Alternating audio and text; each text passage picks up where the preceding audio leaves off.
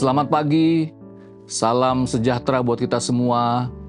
Bapak Ibu Saudara terkasih dimanapun berada, hari yang penuh dengan sukacita, tentunya kita patut bersyukur karena kita kembali lagi diberikan kesempatan untuk bangun di pagi hari ini, dan tentunya kita punya pengharapan bahwa hari ini adalah hari yang Tuhan berikan kepada kita dan kita mau memberikan yang terbaik untuk hormat kemuliaan bagi nama Tuhan. Keluaran pasal yang ke-17 ayat 1 sampai ayat yang ke-7 akan menjadi dasar perenungan firman Tuhan kita di pagi hari ini. Demikian firman Tuhan di Masa dan di Meriba. Kemudian berangkatlah segenap jemaah Israel dari padang gurun Sin, berjalan dari tempat persinggahan ke tempat persinggahan, sesuai dengan titah Tuhan. Lalu berkemahlah mereka di Rafidim, tetapi di sana tidak ada air untuk diminum bangsa itu.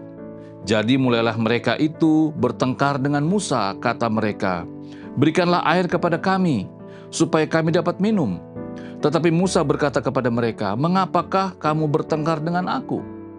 Mengapakah kamu mencobai Tuhan?" Hauslah bangsa itu akan air di sana. Bersungut-sungutlah bangsa itu kepada Musa dan berkata, "Mengapa pula engkau memimpin kami keluar dari Mesir? Untuk membunuh kami, anak-anak kami, dan ternak kami dengan kehausan?" Lalu berseru-serulah Musa kepada Tuhan, katanya, "Apakah yang akan kulakukan kepada bangsa ini? Sebentar lagi mereka akan melempari aku dengan batu." Berfirmanlah Tuhan kepada Musa, "Berjalanlah di depan bangsa itu dan bawalah beserta engkau beberapa orang dari antara para tua-tua Israel. Bawalah juga di tanganmu tongkatmu yang kau pakai memukul sungai Nil, dan pergilah. Maka aku akan berdiri di sana di depanmu di atas gunung batu di Horeb. Haruslah kau pukul gunung batu itu, dan dari dalamnya akan keluar air, sehingga bangsa itu dapat minum." Demikianlah diperbuat Musa di depan mata tua-tua Israel.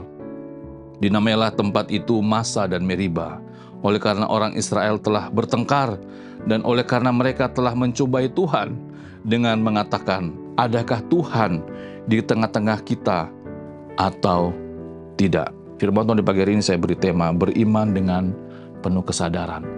Bapak Ibu Saudara terkasih, sebuah kisah kembali kita renungkan bagaimana perjalanan bangsa Israel. Dalam pembacaan firman Tuhan kita jelas sekali dikatakan bahwa bangsa ini adalah bangsa yang dipimpin oleh Tuhan. Bangsa ini adalah bangsa yang dikenan oleh Tuhan. Bangsa yang menjadi milik kepunyaan Tuhan. Bangsa yang digambarkan sebagai bangsa yang seperti biji mata Tuhan. Begitu disayang, begitu dilindungi. Bahkan Tuhan punya rencana besar, rencana yang di luar jangkauan pikiran manusia. Ya, jangkauan masa depan yang sungguh luar biasa. Tetapi kita bisa melihat meskipun bangsa ini begitu dikasihi Tuhan, bahkan Tuhan menunjukkan kuasanya di tengah-tengah bangsa ini. Dalam bacaan firman Tuhan kita, terjadi kehausan di Rafidim. Mereka mengeluh, mereka marah, bahkan bertengkar dengan Musa. Tetapi yang paling menarik di sini bagaimana bangsa ini mencobai Tuhan. Di ayat yang ke-7 tadi dikatakan, "Adakah Tuhan di tengah-tengah kita atau tidak?" Bayangkan Bapak Ibu Saudara terkasih. Bertanya, apakah Tuhan itu ada di tengah-tengah kita atau tidak? Ini sebuah perkataan yang luar biasa. Luar biasa, memungkiri kehadiran, memungkiri kuasa, memungkiri kasih setia Tuhan. Dalam konteks kehidupan kita sebagai orang percaya, Tuhan Yesus memang sudah tidak bersama-sama dengan kita lagi secara fisik. Tetapi Roh-Nya yang kudus itu ada di dalam hati kita. Kita sebagai orang-orang percaya dimeteraikan sebagai hak milik Tuhan. Roh Kudus tinggal dalam kehidupan kita. Pertanyaannya, apakah kita juga punya sikap sama seperti bangsa Israel? Mungkin kita tidak pernah berkata, "Adakah Tuhan, adakah Roh Kudus di tengah-tengah kehidupan saya?" Apa tidak? Mungkin dalam sikap kehidupan kita, ketidakbergantungan kita, ketidakpedulian kita kepada Tuhan juga bisa menjadi cerminan bagaimana kita juga mungkin sama seperti bangsa Israel. Bapak Ibu Saudara terkasih, firman Tuhan di pagi hari ini jelas.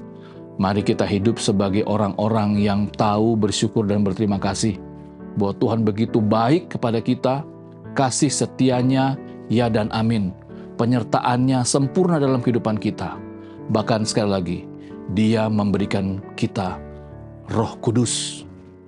Dia hadir di tengah-tengah kehidupan kita. Dia ada bersama-sama dengan kita. Bahkan firman Tuhan yang lain berkata bahwa Dia tidak meninggalkan kita sebagai yatim piatu.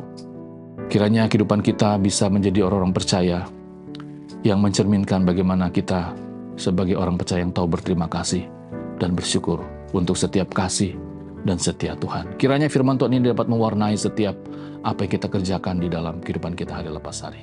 Kita berdoa. Tuhan, terima kasih. Puji syukur untuk kasih dan setiamu. Puji syukur untuk kepedulianmu, untuk kasihmu yang tidak pernah berakhir dalam kehidupan kami. Dan ajar kami untuk selalu berterima kasih dan bersyukur. Meskipun kami melewati hari-hari kami dengan berbagai macam situasi yang sulit, ada tantangan, ada pergumulan. Tetapi keyakinan iman kami, Engkau ada bersama-sama dengan kami. Engkau hadir bersama-sama dengan kami. Karena Engkau adalah Immanuel, Allah beserta dengan kami. Amin.